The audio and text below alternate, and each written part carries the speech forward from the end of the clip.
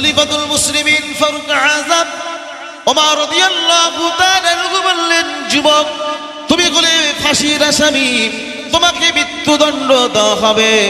এখন যদি তোমাকে ছুটি দেওয়া হয়, বাড়িতে যেয়ে মৃত্যুর ভয়ে তুমি না আসতে পারো, তুমি যদি না আসো, এই বৃদ্ধার ছেলেদের কি বিচার ফয়সালাটা আমি দেব। যুবক বললেন, ও আমিরুল মুমিনিন খলিফাতুল মুসলিমিন, আমার প্রতি বিশ্বাস রাখুন, এমন কাজ করব না, বাড়িতে যেয়ে ঋণ পরিশোধ করে আমি চলে আসবো। আমিরুল মুমিনিন বললেন, যুবক না, এভাবে তো ছুটি দেওয়া যায় না, তুমি যেটা বলছো সত্য, ঋণ নিয়েছো ইহুদির কাছ থেকে, ঋণ শোধ না করলে মুসলমানের প্রতি তারা ধারণা খারাপ করবে, কথা তো ঠিকই আছে, কিন্তু তুমি বাড়িতে গেলে যদি না আসো, এর দায়ভার কে নেবে? এইভাবে ছুটি দেওয়া যাবে না। ও যুবক শুনে রাখো, তোমাকে ছুটি দিতে পারি যুবক, তোমার জায়গায় রাসূলুল্লাহর কোন সাহাবী তোমার জায়গায় যদি জামিনদার হয়ে যায়, আমি আমিরুল মুমিনিন খলিফাতুল মুসলিমিন কথা দিলাম, কিছুদিনের জন্য তোমাকে ছুটি দেব। তোমার জায়গায় কেউ যদি জামিনদার হয়, নিশ্চিত করে আমি কিছুদিনের জন্য তোমাকে ছুটি দেব। কে জামিনদার হবে? রাসূলুল্লাহর সাহাবায়ে কেরামেরা চিন্তায় পড়ে গেলেন, এ তো ফাঁসির আসামি, একটু পরে ফাঁসির কাস্টে ঝুলানো হবে, মরে যাবে, এর মরণের ভয় তো রয়েছে, বাড়িতে যাবে, মৃত্যুর ভয়ে বাড়ি থেকে না আসতে পারে না, এইভাবে ছুটি দেওয়া যাবে না। ওর জায়গায় কে জামিনদার হবে? রাসূলুল্লাহর কোন সাহাবী ওই যুবকের জন্য জামিনদার হন না। হঠাৎ করে রাসূলুল্লাহর একজন সাহাবী দাঁড়িয়ে গেলেন, হযরতে আবু যর গিফারি রাদিয়াল্লাহু তাআলা আনহু, তিনি দাঁড়িয়ে গেলেন।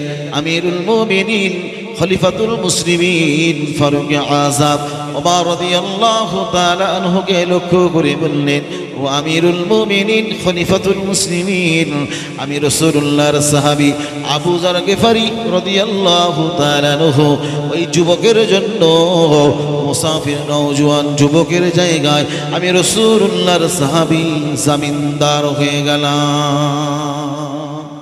সুবহানাল্লাহ বলবেন না? জোরে বলবেন না সুবহানাল্লাহ? রাসূলুল্লাহ সাহাবারা, এবার ঠিক আছে, রাসূলুল্লাহর সাহাবারা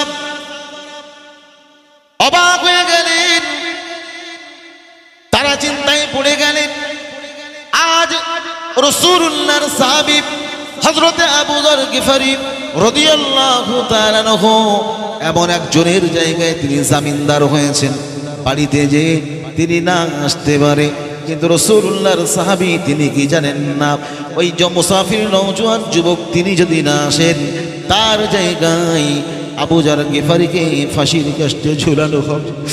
ও ভাই আমিরুল মুমিনিন হযরতে ওমর রাদিয়াল্লাহু তাআলা আনহু রাসূলুল্লাহর সাহাবী আবু যর গিফারিকে লক্ষ্য করে বললেন, ও রাসূলুল্লাহর সাহাবী আবু যর গিফারি রাদিয়াল্লাহু তাআলা আনহু, তুমি শুনে রাখো, যে যুবকের জন্য যার জায়গায় তুমি জামিনদার হয়েছো, ওকে আমি 1 মাসের জন্য ছুটি দিলাম, বাড়িতে যাবে, তারপরে চলে আসবে, এমন করে নির্দিষ্ট একটি টাইম বেঁধে দিলেন।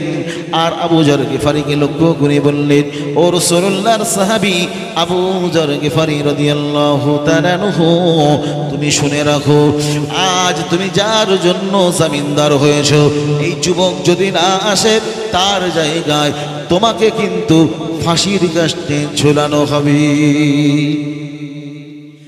রাসূলুল্লাহর সাহাবী আবু যর গিফারি রাদিয়াল্লাহু তাআলা আনহু বললেন, ইয়া রাসূলুল্লাহ, ইয়া হাবিবাল্লাহ, হুজুর, আমি রাসূলুল্লাহর সাহাবী আবু যর গিফারি রাদিয়াল্লাহু তাআলা আনহু বললেন, ও আমিরুল মুমিনিন খলিফাতুল মুসলিমিন ফারুক আযম ওমর রাদিয়াল্লাহু তাআলা আনহু, আপনি শুনে রাখুন, আমি জেনে শুনে বুঝে ওই যুবকের জায়গায় জামিনদার হয়েছি।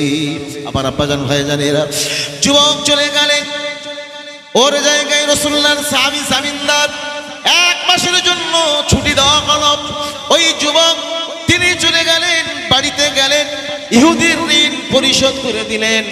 আব্বার কাছে এসে বললেন, আব্বা যান, আপনার কলিজার টুকরা সন্তান আগে সফরের জন্য বিদায় নিয়েছিল।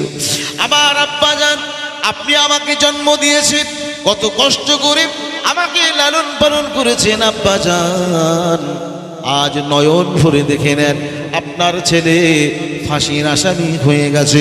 প্রতিমধ্যে এই ঘটনা আমার জায়গায় রাসূলুল্লাহর সাহাবীকে জামিন করে রেখে এসেছি। ও আমার আব্বা জান, বিদায় দিন, বিদায় দিন, ফাঁসির আসামি হয়ে গেছে। আব্বার থেকে বিদায় নিলেন। জননী মায়ের কাছে গিয়ে বললেন, মা, ও আমার গর্ভধারিণী মা, আজ কত কষ্ট করে গর্ভে ধারণ করেছিলেন আপনার এই কলিজার টুকরা সন্তান আপনার কাছে এসেছে মা, চিরবিদায়খানা নেওয়ার জন্য। একটু আগেই বিদায় নিয়ে গিয়েছিলাম, সেটা ছিল সফরের বিদায়।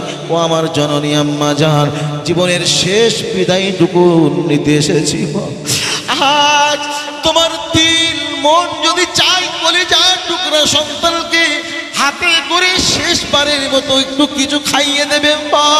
আমি তোমার কলিজার টুকরা সন্তান, আজ তোমার সামনে দাঁড়িয়েছি মা, এখনই চলে যাব।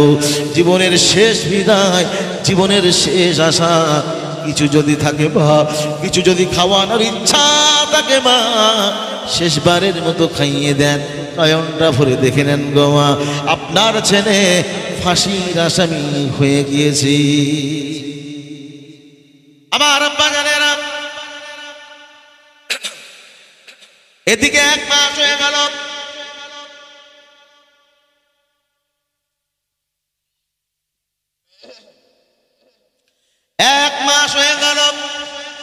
মসজিদে নববীতে জুমার আযান হয়ে গেল। রাসূলুল্লাহর সাহাবী ফারুক আযম ওমর রাদিয়াল্লাহু তাআলা খলিফাতুল মুসলিমিন নামাজে দাঁড়িয়ে গেলেন। জুমার আগে আগে আসবার কথা, ওই যুবক জুমার আযানের আগে আসবে, জুমার নামাজের পরে সবার সামনে ফাঁসিতে ঝুলানো হবে। 1 মাস পেরিয়ে গেল, ওই যুবকের সন্ধান মেলে না। যুবক এলো না, মসজিদে আযান হয়ে গেল। রাসূলুল্লাহর সাহাবারা নামাজে দাঁড়িয়ে গেলেন। হযরত ওমর রাদিয়াল্লাহু তাআলা নামাজ পড়ানো শুরু করলেন। নামাজ শেষ হয়ে গেল, সালাম ফিরানো হয়ে গেল। আমার আব্বাজান ভাইজানেরা, নামাজে সালামও হয়ে গেল, নামাজ থেকে ফারাক হয়ে গেলে এখনো পর্যন্ত ওই যুবকের সন্ধান মেলে না। সাহাবায়ে কেরামের অবাক, কি হবে? আজ নির্দোষ একজন মানুষ, রাসূলুল্লাহর সাহাবী আবু যর গিফারি রাদিয়াল্লাহু তাআলা আনহু, যে যুবকের জন্য জামিনদার হলেন, যুবক এলো না।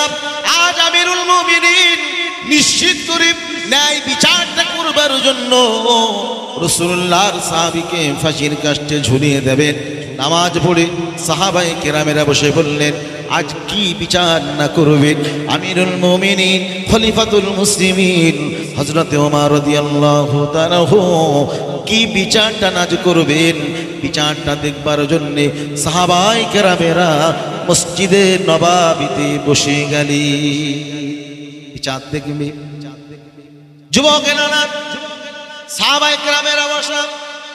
হযরত ওমর রাদিয়াল্লাহু তাআলা খলিফাতুল মুসলিমিন ওমর রাদিয়াল্লাহু তাআলা সকল সাহাবীদের সামনে ঘোষণা দিলেন, ও রাসূলুল্লাহর সাহাবারা, আমি তো রাসূলুল্লাহর সাহাবী, ন্যায় বিচার করব। কোরআনের বিধান অনুযায়ী আল্লাহ পাক ন্যায় বিচার করবার জন্য বলেছেন, এটা আল্লাহ পাকের আদেশ। আমি ওমর ন্যায় বিচার করব। জানি না কে রাসূলুল্লাহর সাহাবী, আমি ওমর চিনি না।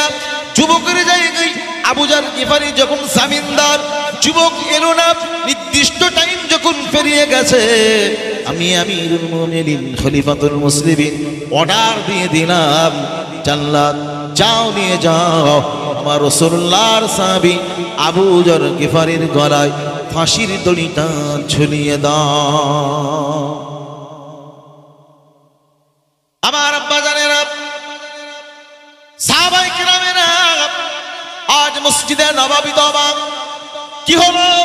আল্লাহ একজন রাসূলুল্লাহর নির্দোষ সাহাবী মুসাফির নওজোয়ান যুবকের জন্য ফাঁসিতে ঝোলানো হবে, ওমর তো ছেড়ে দেওয়া বান্দা না, সঠিক বিচারটা তিনি করবেন। কি হলো, সাহাবায়ে কেরামেরা কেউ সাহস পান না।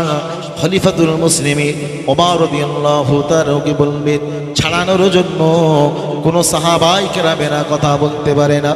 এমন পরিস্থিতি সাহাবায়ে কেরামেরা হতভম্ব হয়ে গেলেন।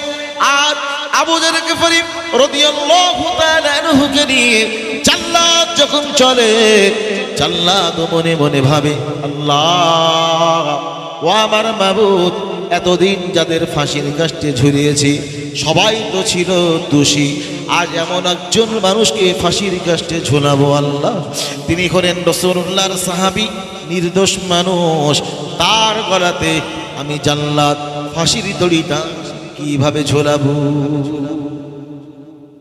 বিবেক সাড়া দেয়।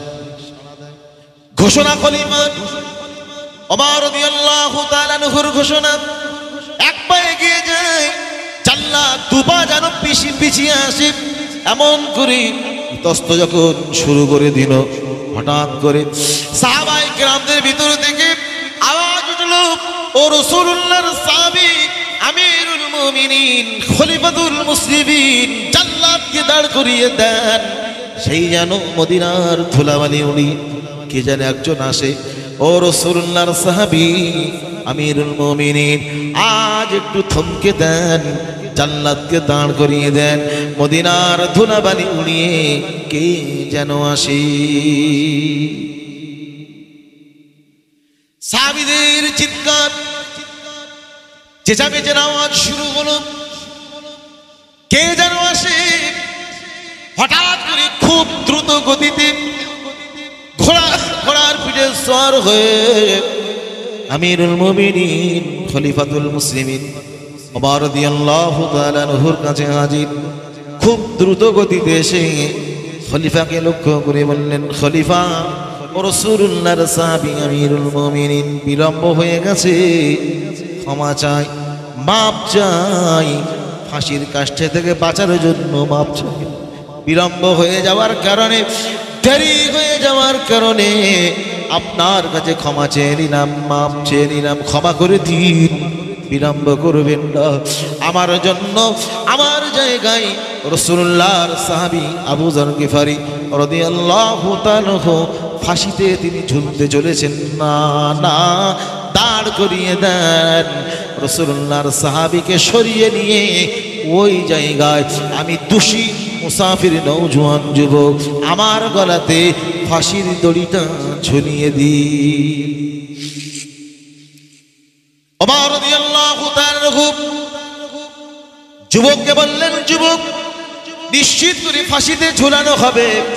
ও যুবক বলো বলো, 1 মাসের জন্য ছুটি দেওয়া হলো, কিন্তু কেন বলে বিলম্ব হলো? বাড়ি থেকে নির্দিষ্ট টাইমে আসবার কথা বলা হয়েছিল, তুমি যদি না আসতে আমার রাসূলুল্লাহর নির্দোষ সাহাবীকে এখনই ফাঁসির কাষ্ঠে ঝুলানো হতো, কেনই বিলম্ব হলো? কোন কারণে? মৃত্যুর ভয়ে কি তোমাকে তোমার আসতে বিলম্ব হয়েছে? ওই যুবক বললেন, আমিরুল মুমিনিন, না না, মৃত্যুর ভয়ে বিলম্ব হয় নাই, আমি বাড়িতে গিয়ে সোজা ইহুদির কাছে চলে গিয়েছিলাম, ঋণ পরিশোধ করলাম, আব্বার কাছে এলাম, মায়ের কাছে এলাম, আব্বা মায়ের কাছ থেকে জীবনের শেষ বিদায় নিয়ে ঘোড়ার পিঠে সওয়ার হয়ে এই মরুভূমি রাস্তা অতিক্রম করে খুব দ্রুত গতিতে আপনার কাছে আসছিলাম। হঠাৎ করে আসতে আসতে আসতে আসতে প্রতিমধ্যে আমি 4 পিঠে সওয়ার হয়ে আসছিলাম, এমন করে তার যেন ক্ষতি হয়ে গেল, হাঁটতে পারে না, আসতে পারে না, প্রতিমধ্যে মুসিবত, প্রতিমধ্যে বিপদ হয়ে গেল, আসবার কোনো পরিস্থিতি হয় না, মন বিচলিত হয়েছে, করবার কিছু নাই, কিভাবে আমি মরুভূমি রাস্তা অতিক্রম করে আসবো? আসতে আসতে প্রতিমধ্যে যখন সমস্যায় পড়ে গেলাম, আসবার মতো কোনো পরিস্থিতি নাই, সেই সময় সব কিছু ঠিক করে পুনরায় আসতে যেয়ে নির্দিষ্ট টাইম পেরিয়ে গিয়েছে, এই জন্য করে আপনার কাছে ক্ষমা চেয়ে নিলাম। সুবহানাল্লাহ বলবেন, জোরে বলবেন না সুবহানাল্লাহ। ও সাহাবী, ও রাসূলুল্লাহর সাহাবী, খলিফাতুল মুসলিমিন আমিরুল মুমিনিন, বিলম্ব নয়, দেরি করবেন না, সরিয়ে নেন। আমার রাসূলুল্লাহর সাহাবী আবু যর গিফারিকে সরিয়ে নিয়ে তার জায়গায় আমাকে ফাঁসিতে ঝুলিয়ে দেন। জাল্লাদ সরিয়ে নিলাম। রাসূলুল্লাহর সাহাবী আবু যর গিফারি রাদিয়াল্লাহু তাআলা আনহুর গলা থেকে ফাঁসির দড়িটা নিয়ে মুসাফির নওজোয়ান যুবকের গলায় ফাঁসির দড়িটা দিলেন। ফাঁসির দড়িটা নিয়ে টানে, ফাঁসিতে এখনই ঝুলানো হবে। বৃদ্ধার ছেলেরা, ওই বৃদ্ধার যে দুটো ছেলে খলিফার কাছে বিচার দিয়েছিল, হাত উঁচু করে দাঁড়িয়ে গেলেন, ও আমিরুল মুমিনিন খলিফাতুল মুসলিমিন, না না না, আজ এই মুসাফির নওজোয়ান যুবকের গলায় ফাঁসির দড়িটা ঝুলিয়ে দেবেন না। ও খলিফাতুল মুসলিমিন, আমরা বুঝতে পেরেছি নিশ্চিত করে ইনি একজন মুসলমান, ভালো মানুষ। ভালো মানুষ যদি না হতেন মৃত্যুর ভয়ে তিনি কখনোই আসতেন না। আমরা আব্বার বিচার আর চাই না, বিচারটা হয়ে গেছে। তিনি একজন মুসলমান, ভালো মানুষ। ও রাসূলুল্লাহর সাহাবী আমিরুল মুমিনিন খলিফাতুল মুসলিমিন, আমরা বৃদ্ধার ছেলেরা বিচার দিয়েছিলাম, আজ বিচারটা উঠিয়ে নিলাম। না না না, ওই মানুষটাকে আপনি মুক্ত করে দেন। সুবহানাল্লাহ বলবেন না? জোরে বলবেন না সুবহানাল্লাহ? আপনাদের এমন অবস্থা কেন? মজলিসে যেন খাপ ছাড়া মতো কজন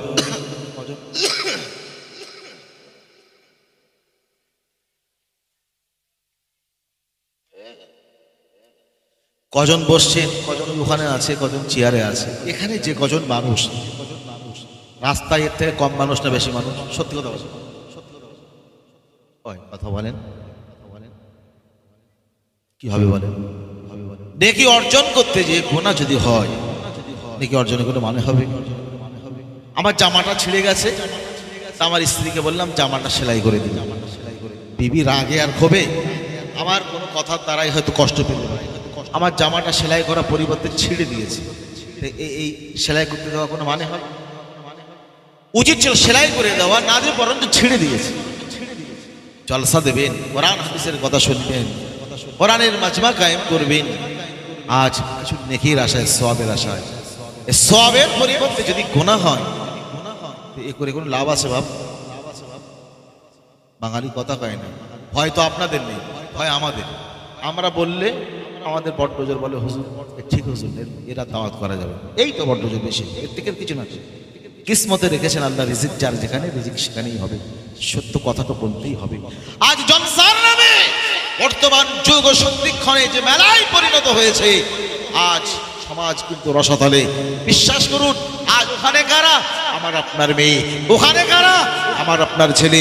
ওখানে কারা? আমার আপনার বোন। মেলায় কারা? আমার আপনার স্ত্রী। হচ্ছেটা কি? হচ্ছেটা কি?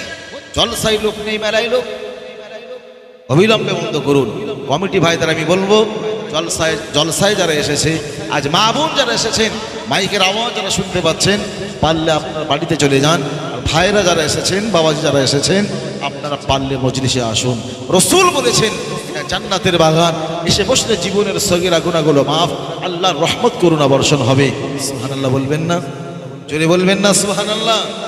আচ্ছা, আমরা এখানে এসে বসলেই জীবনের গুনাহ মাফ, কে বলেছেন? কে বলেছেন? নবী বলেছেন আল্লাহ রহমত করুণা বর্ষণ হবে। এখানে কি শয়তান আমাদের আসতে দেবে বাপ? ভালো কাজে শয়তান আমাদের আসতে দেবে?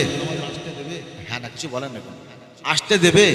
নামাজ পড়তে যাওয়ার নিয়ত করেছেন, কিন্তু সেখান থেকে মোড় ঘুরিয়ে মসজিদে না নিয়ে আমাকে আপনাকে সোজা মোড়ে নিয়ে চলে গেল। ওর নামই হলো শয়তান।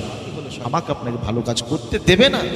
ওরা বাড়ি থেকে কিন্তু বেরিয়েছে, জলসা শুনতে আসবে, কিন্তু এখানেও আসতে দিল না। ওর নাম হলো শয়তান। ও শয়তান কিন্তু এখানে আছে বাবা। আমরা যে কজন বসে আছি, আমাদের কিন্তু পিন করছে, ভালো করে শুনতে দেবেন। কোন রকম ভাবে বসে আছে, শুনতেই হয় না, শোন, দিন মন থাকবে না। ওরা যারা এসেছে ওরা তো ওদের মেলায় ঘুরিয়ে পেঁচি পাপড় খাইয়ে ওখান থেকে বাড়ি নিয়ে চলে যাবে। কোরআনের মজলিসে আসবার সুযোগ তাদের নসিব হবে না। একটুকু আওয়াজ দিয়ে আমরা আল্লাহর নামে তাকবীর দেব, যে তাকবীরের আওয়াজে শয়তান পালাবে। মসজিদে যখন আজান হয় দেখবেন কুকুর ডাকে, ও ব্যারাম কিন্তু অন্য সময় ডাকে না, আজান হলেই ডাকে। কারণ হলো আজান যখন হয় শয়তান যখন পালায়, এই দৃশ্যটা কুকুর দেখতে পায়, আমি আপনি দেখতে পাই না। আজ এই মজলিসে শয়তান আছে বলে আসতে পারছে না, বসেছি যারা ঠিকভাবে বসতে দিচ্ছে না, সুবহানাল্লাহ পর্যন্ত বলতে দিচ্ছে না, রাসূলুল্লাহ দরুদ পড়তে বলছি, তাও মুসলমানের ভালো লাগে না। হাইরে পড়া কপাল, তাই তো আল্লাহর নামে তাকবীর দেব। আজ কানা খোড়া কুজো শয়তান যদি থাকে, আখির দোয়া পর্যন্ত যেন ঢুকতে না পারে, এলাকা ছাড়া করতে হবে। পারবেন? কথা বলেন, পারবেন তো? পারবেন? একটু দুটো হাত উঁচু করে, আল্লাহর দেওয়া দুটো হাত উঁচু করে একটু আল্লাহ পাকের নামে তাকবীর ধ্বনি দেব। শয়তান যেন লজ্জায় যেন এই মজলিস ছেড়ে পালিয়ে যায়। পারবেন বাবাজি? চাদর থেকে একটু হাতটা বার করেন। এই হাত কিয়ামতের দিন হয়তো নাজাতের একটা ওসিলা হয়ে যেতে পারে। না দাদার নামে স্লোগান দেব, না দিদির নামে স্লোগান দেব, আমার রবের নামে, যিনি সৃষ্টিকর্তা রব আল্লাহ পাকের নামে স্লোগান দেব। কেউ হাত নিচে রাখবেন না, দুটো হাত উঁচু করে তাকবীর ধ্বনি দেন না বাবু। নারায়ে তাকবীর। এরকম চিন্তা করতে তুলবো কি তুলবো না, আল্লাহর ফারিস্তারা ভিডিও করছে, এই যে রেকর্ড হচ্ছে না, আল্লাহর ফারিস্তা কিন্তু ভিডিও করছে। এই সাবজেক্ট যদি বলি তা সে অন্য দিকে চলে যাবে। সাবজেক্ট আমার ওদিকে নয়। আজ যে আমি সূরা নাহলের যে আয়াতটা পড়েছি তারই উপর ইনশাআল্লাহ আমি কিছু সময় কথা রাখবো। শয়তানকে রেখে নয়, শয়তানকে তাড়িয়ে বাবু। আর একটু দেন না বাবু, একটু হাত তোলেন, একটু আল্লাহর নামে তাকবীর ধ্বনি কেউ নিচে রাখবেন না। যার কণ্ঠে যত জোর আছে, শয়তান যাদের ধরেছে অন্তত যেন ছেড়ে দেয়। আর এই আওয়াজে মা বোনেরা যেন ঘরে ঢুকে যায়। পারবেন তো? আমরাই তো ফিট করে দিচ্ছি ওখানে, আবার আমরাই তাড়াবো। হয় দেখেন একটু চেষ্টা করে একটু আল্লাহর নামে তাকবীর ধ্বনি। নারায়ে তাকবীর। হয়েছে? একটু হয়েছে, আরেকটু হবে। হয় শয়তান তাড়ান, আর তা না হলে শয়তান কারুনের মতো, কারুন মিস্টার কারুন প্রতিদিন 3.5 হাত করে মাটির নিচে ঢুকছে। হাত করে বলেন, 3.5 হাত করে মাটির নিচে ঢুকছে। কদিন ঢুকবে জানেন? 1 সপ্তাহ, 1 মাস, 1 বছর, কিয়ামত পর্যন্ত প্রতিদিন কারুনের হাতের 3.5 হাত করে প্রতিদিন মাটির নিচে ঢুকছে, আর কিয়ামত পর্যন্ত ঢুকবে। হয় শয়তান তাকবীরে আওয়াজে পালাবে, আর কারুনের মতো পুঁতি হবে। কথা বাংলা বোঝেন তো? কারুনের মতো যেন মাটির তলায় পুঁতে। দেখি শেষবারের মতো তাকবীর ধ্বনি। নারায়ে তাকবীর। ছেলে না কাঁদলে, বাচ্চারা না কাঁদলে কি মা দুধ দেয়? এখন শ্রোতা খুব চালাক, হুজুরি যদি ভালো বুঝি তাহলে যাবো, তাহলে না। আর শ্রোতা বসে খালি সময় দেখে লাইন পথ কি ভালো মতন মনে হচ্ছে, ভালো মতন মনে হয় তারই ভাসবে, আর ভালো মতন মনে না হলে আস্তে আস্তে করে পিছনটা আস্তে আস্তে উঠে যাবে। আমি হই মসজিদের ইমাম হোক, তারা তো কোরআন হাদিসের কথা বলছে, আমাকে আপনাকে পরিবর্তন করার জন্য একটু বলি। মিস্টার কারুন 3.5 হাত করে মাটির নিচে ঢুকছে কেন?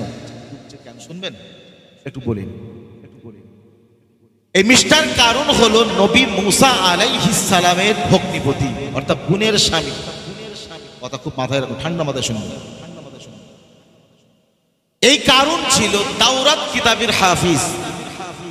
আসমানি কিতাব আল্লাহ নাজিল করেছেন 104খানা।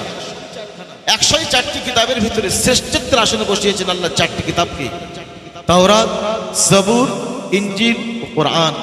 এই তাওরাত কিতাব আল্লাহ পাক নবী মুসা আলাইহিস সালামের উপরে আল্লাহ পাঠিয়েছিলেন। আর এই তাওরাত কিতাবের হাফেজ ছিলেন নবী মুসা আলাইহিস সালাম, নবী মুসা আলাইহিস সালামের ভাই হারুন আলাইহিস সালাম, আর তানাদের বোনের স্বামী বোনাই ভগ্নিপতি যাকে বলা হয়, যার নাম হলো মিস্টার কারুন। ইনিও ছিলেন তাওরাত কিতাবের হাফিজ। আপনারা অবাক হবেন শুনে যে একজন আসমানি কিতাবের হাফেজ হয়ে আজ মাটির তলায় ঢুকছে। কত হাত? তাওরাত কিতাবটা কত বড়? নবী মুসা আলাইহিস সালামের হাতের 8 হাত চওড়া 10 হাত লম্বা কিতাব। নবী মুসা আলাইহিস সালাম কিন্তু আমাদের মতো মানুষ ছিলেন না, তার হাতের 8 হাত চওড়া 10 হাত লম্বা এত বড় একটা কিতাব। পারার সংখ্যা ছিল 1000। কোরআন শরীফের পারা কত? 30। আর তাওরাত কিতাবের পারার সংখ্যা হলো 1000। প্রত্যেক পারাতে 1000 করে পৃষ্ঠা রয়েছে। সুবহানাল্লাহ বলবেন না? এই তাওরাত কিতাবটা আল্লাহ পাক নবী মুসা আলাইহিস সালামকে দিয়েছিলেন। কথা বুঝতে গেলে আগে পরে বলতে হয়। তাই তাওরাত কিতাব নবী মুসা আলাইহিস সালাম কিভাবে নিয়েছেন? একদিন আল্লাহকে বলছে, আল্লাহ আমার উম্মতেরা বড় ঘাড় দেয়, আসমান থেকে কোনো একটা কিতাব যদি দাও, যে কিতাবটা দেখিয়ে শুনিয়ে ওদেরকে আল্লাহ তোমার রাস্তা তোমার মুখী করতে পারবো, সহজ হবে। আল্লাহ একটা আসমানি কিতাব দেবে আমার। কে বলছেন? কে বলছেন? নবী মুসা আলাইহিস সালাম। কাকে বলছেন? আল্লাহ। আল্লাহ একটা কিতাব যদি দাও তাহলে আমার কওমের মানুষদের ওই কিতাবটা বলে পড়ে বুঝিয়ে শুনিয়ে তোমার পথের প্রতীক বানানো সহজ হবে। একটা দেবে আল্লাহ কিতাব। আল্লাহ বলছে, নবী তুমি যখন বলেছো আর সহজে তো কোনো জিনিস পাওয়া যায়, কোন কিতাব দেবেন? আল্লাহ নবী বলেছেন আল্লাহ পাক তার কুদরতি হাতের স্পর্শ লাগিয়ে 4টি জিনিসকে বানিয়েছেন। আল্লাহ যা করেছেন কোন ফায়াকুন অর্ডার করেছেন, হয়ে গেছে। কিন্তু খাস করে আল্লাহ পাকের কুদরতি হাতের ছোঁয়া রয়েছে 4টে জিনিস বানাতে। যে কটা জিনিস মাথায় নেবেন, তার মধ্যে আছে তাওরাত কিতাব। তাওরাত কিতাবখানা লিখতে যে আল্লাহ পাকের কুদরতি হাতের ছোঁয়া আছে। সুবহানাল্লাহ বলবেন? ওই কিতাব আল্লাহ পাক দেবেন কাকে? নবী মুসা আলাইহিস সালাম। আল্লাহ বলছেন, নবী কিতাব দেব, কিন্তু সহজে তো দেব না। কোন জিনিস পেতে গেলে কষ্ট করে যদি কেউ উপার্জন করে, সেই জিনিসের কদর মর্যাদা হয় কি হয় না? আমি একটা তাবিজ দিলাম, আপনি বলছেন হুজুর হাদিয়া কত? আমি বললাম লাগবে না, ও নেন ছেলের গলায় দেবেন, বাঁধবেন। আল্লাহ চাইলেও সুস্থ থাকবে কিংবা বিছানায় পেশাব করবে না। যে কোনো একটা বিষয়ের উপরে আল্লাহর উপর তাওয়াক্কুল করে নেন, ভালো থাকবে। আমি তাবিজটা দিলাম, ওই তাবিজ ছেলের গলায় উঠবে বলে মনে হয়? বাড়িতে যে হয় প্লিয়ারে মাথায় নাই থামে, মানে কোনো এক জায়গায় গুজে মুজে রাখবে, ফ্রি মানতে মনে নেই। যদি ওইটা ফুরফুরাতে আনতে 1000 টাকা দেয়, আগে এসে বোর কাছে বলতো মাল ঠিক করে রাখ, 1000 তাবিজের দাম। তাহলে সহজে যে জিনিস পাওয়া যায় কদর মর্যাদা হয়। আল্লাহ বললেন, নবী কিতাব দেব, কিন্তু সহজ দেব। নবী মুসা আলাইহিস সালাম বললেন, আল্লাহ ও আমার রব, ও আমার মালিক আল্লাহ, কিতাব দেবে তুমি, কিতাব নেব আমি। এই কিতাব তোমার বান্দারা সঠিক পথ পাবে।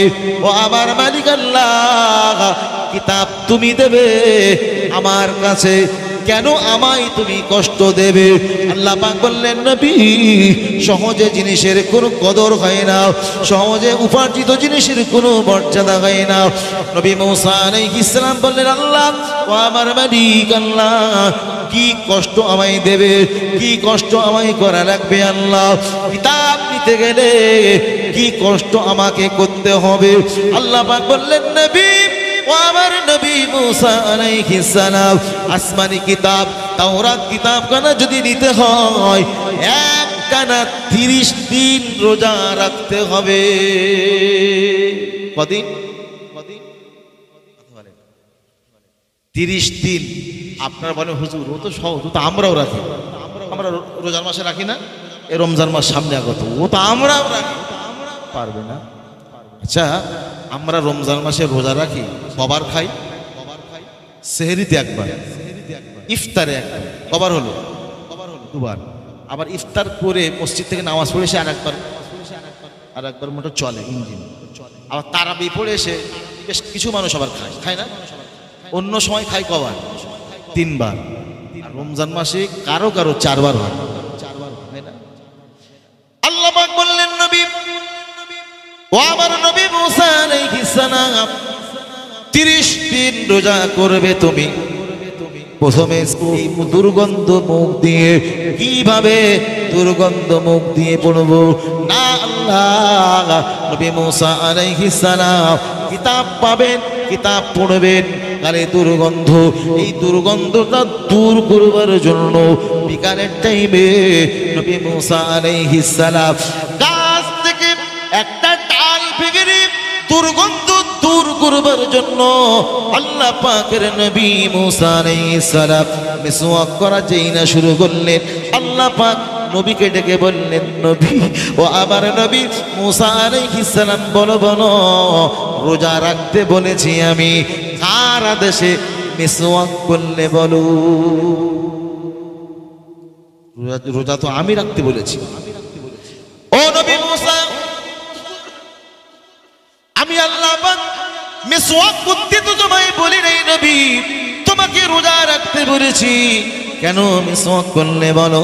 নবীর কম্পন শুরু হয়ে গেল। আল্লাহ একটানা 30 দিন রোজা রাখবার কারণে মুখে এমন দুর্গন্ধ হয়েছে, আল্লাহ আজ তোমার আসমানি কিতাব নেব, আল্লাহ যে কিতাবখানা, নুরানি কিতাবখানা যে মুখ দিয়ে পড়ো, মুখের ভিতরে এমন দুর্গন্ধ হয়েছে বাবু, এই দুর্গন্ধ দূর করবার জন্য গাছ থেকে ডাল ভেঙে নিয়ে আমি দুর্গন্ধ দূর করবার জন্য মিসওয়াক করেছি।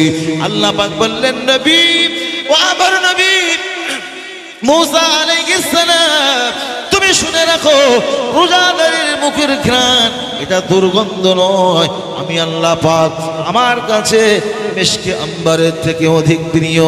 ও নবী, কেন তোমাকে রোজা রাখতে বলেছি?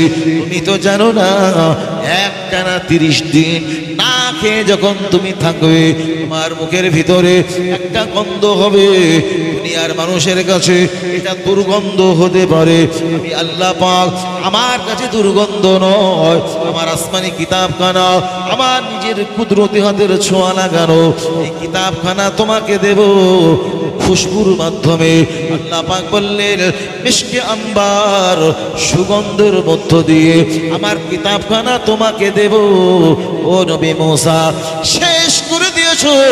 না না নবী, আজ তোমার মুখের মিশকে আম্বার দূর হয়ে গেছে। ও নবী মুসা, আজ কিতাব দেওয়া যাবে না, কিতাব তো তোমায় দেওয়া হবে না।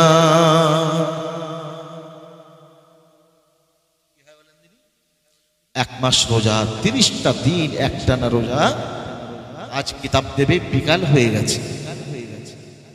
আমরা সারাদিন রোজা রেখে বিকালের টাইমে যদি বলে আজকে রোজার ইফতার করা হবে না, কোনো ইমাম সাহেব যদি বলে, ওর কি করবে বলেন তিনি? ওই ইমাম সাহেবের বটি ছুরি যা আছে বাড়ি, ভাঙা কোদালো পর্যন্ত নিয়ে দৌড়বে, প্রচুর তাড়া। সারাদিন রোজা রেখে এখন ইফতার হবে না। আল্লাহ বললেন, নবী ও আমার নবী মুসা আলাইহিস সালাম, না, কিতাব দেওয়া যাবে না, মুখের দুর্গন্ধ তুমি মনে করেছো এটা তো মিশকে আম্বার ছিল, আজ মুখের গন্ধটা নষ্ট হয়ে গেছে, কিতাব দেওয়া হবে না। নবী মুসা আলাইহিস সালাম বললেন, আল্লাহ কি করতে হবে, কবে কিতাব আমায় দেবে? আল্লাহ পাক বললেন, নবী ও আমার নবী মুসা আলাইহিস সালাম, তুমি শুনে রাখো, কিতাব যদি নিতে হয়, কিতাব যদি পেতে হয়, আজ ইফতার করাও যাবে না, এখান থেকে আরো একটানা 10 দিন রোজা করতে হবে, তাহলেই তুমি আসমানি কিতাব পাবে।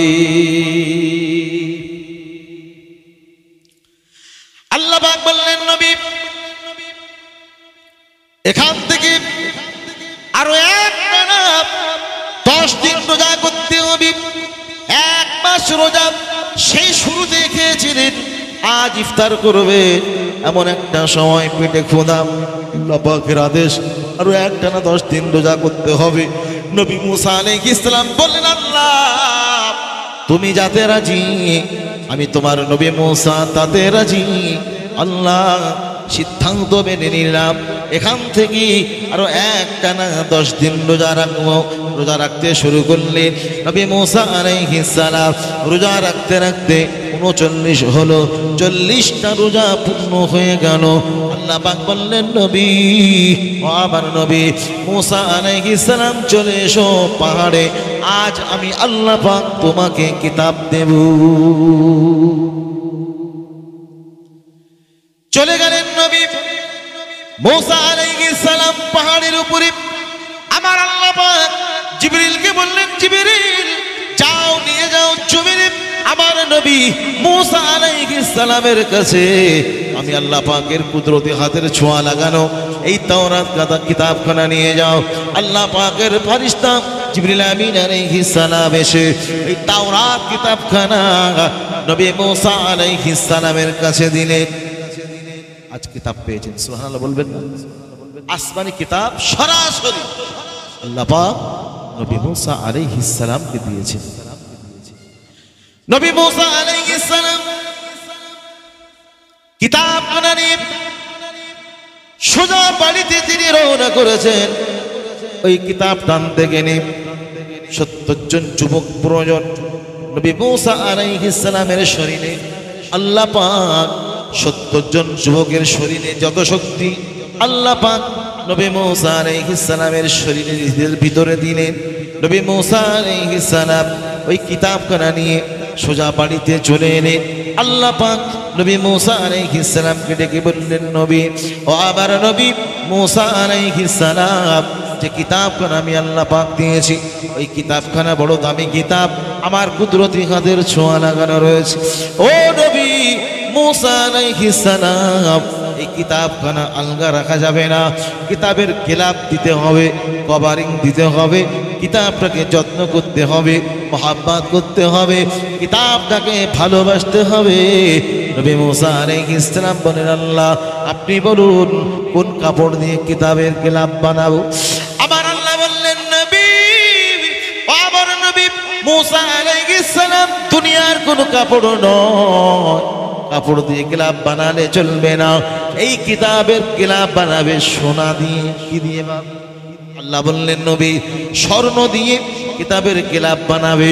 নবী মুসা আলাইহিস সালাম বলেন, আল্লাহ এত সোনা কোথায় পাবো? আমি তো গরিব, কোথায় এত সোনা পাবো? আল্লাহ বললেন, নবী কিতাব দিয়েছি আমি আল্লাহ, সোনার ব্যবস্থা বানা আমি আল্লাহ করে দেব।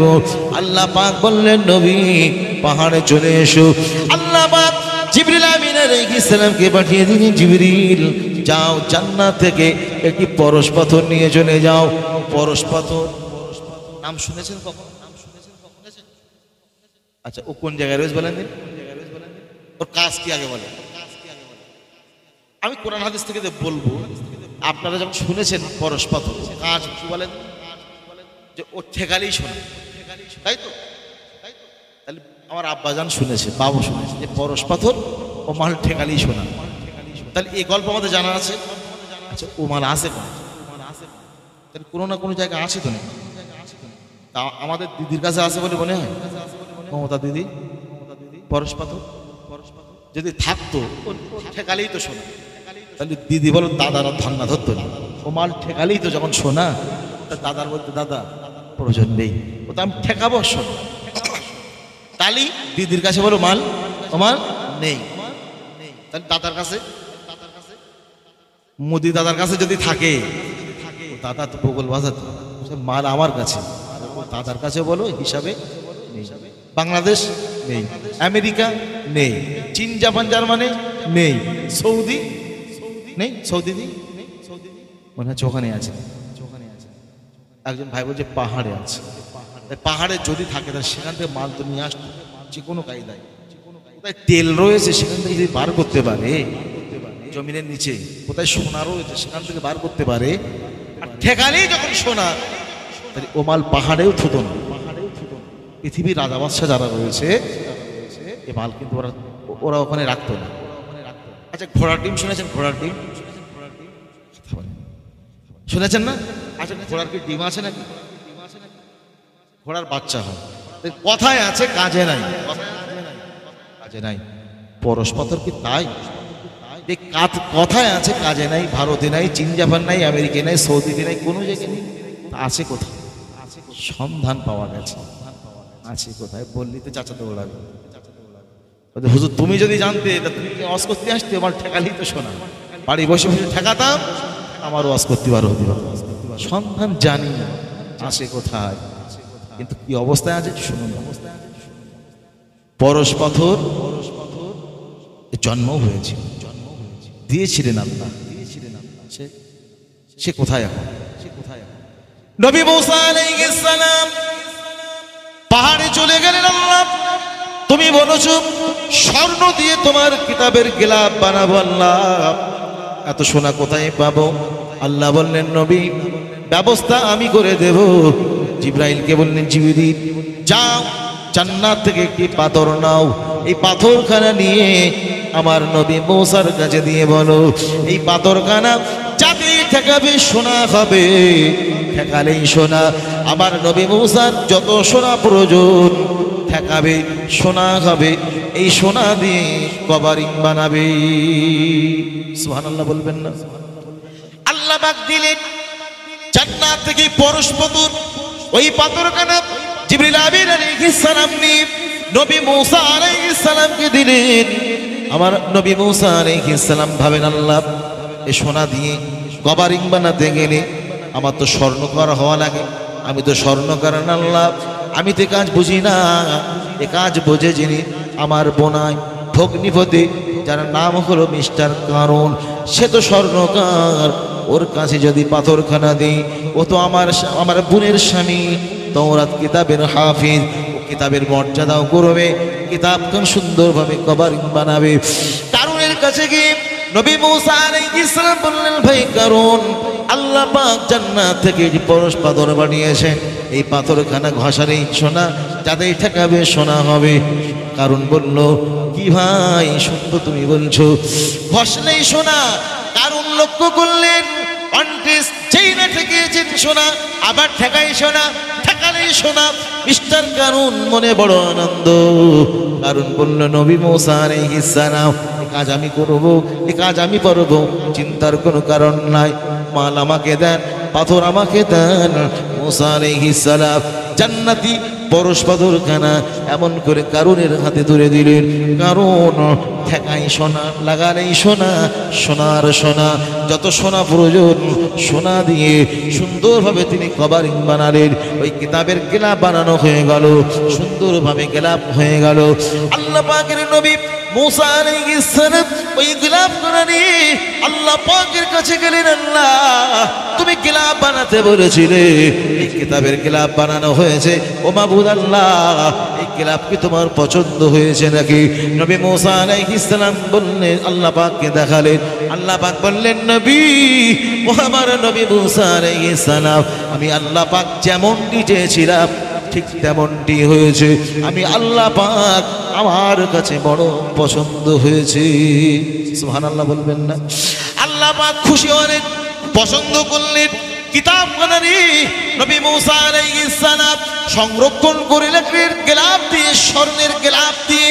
এবারে নবী মুসা আলাইহিস সালাম কারুনের কাছে গিয়ে বললেন ভাই কারণ আল্লাহ পাক যে জান্নাতি পাথরখানা দিয়েছিল পরশ পাথর, এই পাথরখানার কাজ তো শোধ হয়ে গেছে, এটা হলো জান্নাতি পাথর। আমি নবী মুসার বড় শখ এই পাথরখানা একটু সংরক্ষণ করব। গিলাফ বানানো হয়ে গেছে, ও ভাই কারণ পাথরখানা ফিরিয়ে দাও। মাল ফিরিয়ে দেবে বলে মনে হচ্ছে? বাঙালি কথা হয় না, ওই মাল ফিরিয়ে দেবে বলে মনে হয়। ঠেকালেই শোনা, হুজুর কাছে যদি থাকতো ঠেকালেই শোনা। কারণ ওই পাথরের মোহে পড়ে গেল না, নবী মুসাকে দেওয়া যাবে না। মুসা আলাইহিস সালাম বললেন কারণ পাথরখানা দিয়ে দাও। কারণ বলল ও আল্লাহ পাকের নবী মুসা আলাইহিস সালাম আমার কাছে পাথরখানা তুমি দিয়েছিলে গিলাফ বানাতে। আজ গিলাফ বানাতে বানাতে বানাতে বানাতে পাথরখানা কোথায় রেখেছি ওই পাথরের সন্ধান মেলে না, আমি জানি না, আমার মনে নাই, মনে হয় পাথরখানা হারিয়ে গেছে। মাল হারিয়ে গেছে না লুকিয়ে রেখেছে? মাল হারায়নি, লুকিয়ে রেখেছে। লোভে আজ কারুন, লোভে পাপ, পাপে মৃত্যু। কোন কারণে মিস্টার কারুন কিয়ামত পর্যন্ত 3.5 হাত করে মাটির নিচে ঢুকবে? আমার বাজার ভয়ে জানেরা কষ্ট চাপ, অসুবিধা নেই তো? রাজি আছেন তো নাকি? তাকবীর দেন না? আর এই তাকবীর বাজাতে ওরা আসবে না? আসবে। শয়তান এখনো ছাড়িনি মনে হয় নাকি? ও ছেড়ে আবার ধরেছে। দেখতেছে সে এই প্লেয়ারটা ছেড়ে লাভ কি? ওরে 1 বছর পরে সুযোগ পেয়েছে, খালাতো বোন, মামাতো বোন, ফুফাতো বোন সব কন্ট্রাক্ট। হ্যাঁ, বাস্তব বলছি, দুঃখের সঙ্গে বলছি, জলসা কেন্দ্রিক আজ তাদের সঙ্গে কন্ট্যাক্ট করে কথাবার্তা বলে আজ পেছি পাপড়। কি আনন্দ! একবার দেখে আসুন, আপনি দেখে আসুন কন্ডিশন ওখানে কেমন, মজলিসে কেমন। দুঃখ আর আফসোস বলবে কারা? আমরা বক্তা যদি ঠাকুর জগন্নাথ সাজি, যে আমি যদি বলি জলসা এসে কমিটির আমার দাওয়াত করেছে, আর দাওয়াত করবে বলি আর লাভ চাই? মুদ্দার বেহেশতে থাকা দোজখে থাকা আমার হালুয়া রুটি হলেই হল, যে মনে করবে করবে। কিন্তু সত্য কথাটা যদি না বলে যায়, কিয়ামতের দিন আল্লাহর আদালতে আমাকে আসামি কাঠগড়ায় দাঁড় করাবে। আজ কত ভালোবাসা, কত মেহমানদারি হবে, হুজুরকে যত্ন। সেদিন যদি বলি ভাই বলিনি তোমার মুখের দিক তাকিয়ে আজ আল্লাহ আমার এখানে ঢোকাচ্ছে, তা আমি যাবো না তুমি যাও, যাবে সেদিন কেউ? হুজুর না, তুমি তো টাকা নিয়েছিলে, খেয়েছিলে কলিজা পর্যন্ত, আমার ঘন্টার আওয়াজ করে সেইরকম তো মাল নিয়ে এসেছিলে, তা আজকে তুমি যাও, আমি যাবো কেন? ও ভাই, আপনাদের কাছে আমি একান্ত দাবি করছি, যারা এখনো রাস্তায় আছেন, পারলে মজলিসে চলে আসুন। কোরআনের মজলিস আতব রক্ষা করার দায়িত্ব আমাদের। যাই বাহক, যে কথা আমি বলছি, নবী মূসা আলাইহিস সালাম বললেন, কারুন, ও ভাই কারুন, জীবনের বড় শখ, জীবনের বড় আশা ছিল আল্লাহ পাকের জান্নাতি পাথরখানা আমি সংরক্ষণ করবো, হেফাজত করবো। না, তুমি দিলে না। আমার তো মনে হয় পাথরখানা নিশ্চিত কোথায় রয়েছে। কারুন বলল, ভাই মূসা, সত্য কথা তুমি শোনো, এতদিন কাজ করতে করতে কোথায় রেখেছি আমার মনে নাই। আল্লাহ পাকের নবী মূসা আলাইহিস সালাম বললেন, কারুন শুনে রাখো, সত্য যদি তুমি বলো আর সত্যি যদি পাথরখানা হারিয়ে যায়, আল্লাহ পাক যেন তোমাকে ক্ষমা করে দেন। আর যদি পাথরখানা গোপন করে রেখে আমায় যদি তুমি মিথ্যা বলো, এর সাজা ব্যবস্থা আল্লাহ পাক করে দেবে। কোথায় যাবে? ওতে পরে যাই হবে, মাল তো নেই। সেখানেই শোনা মাল কিছু তোমার কাজ হয়ে গেছে, গেলাপ করে দিয়েছে, এবারে আমি একটু গুছিয়ে নিই। নবী মূসা আলাইহিস সালাম চলে এলেন, পাথর দিল না, বেচারি এবার লাগাই আসো না, ঠেকাই আসো না, ঠেকালেই শোনা। আল্লাহ পাক তো সবই জানেন, ঠেকাচ্ছে আসো না, শোনা হতে হতে হতে হতে হতে সেই সময় পৃথিবীর এমন কোনো দেশ নাই যেখানে কারুনের সম্পদ না। এত মাল হয়ে গেল, কারণে এত সম্পদ হয়ে গেল। আল্লাহ পাক কোরআনে বললেন, কারুনের এত সম্পদ হয়ে গেল, কারুনের চাবি বহন করবার জন্য গোডাউনের চাবি, একটা চাবিতে 70টা গোডাউন খোলে। এই চাবিগুলো বহন করতে গেলে 70টা উটের প্রয়োজন হতো। এবার হিসাব আপনি মিলান, একটা চাবিতে 70টা গোডাউন খোলে, মাথায় ঢুকছে বাপ? আর ওই চাবির যা পরিমাপ, এই বোঝা বহন করতে 70টা উট লাগবে, এতটা গোডাউনের চাবি।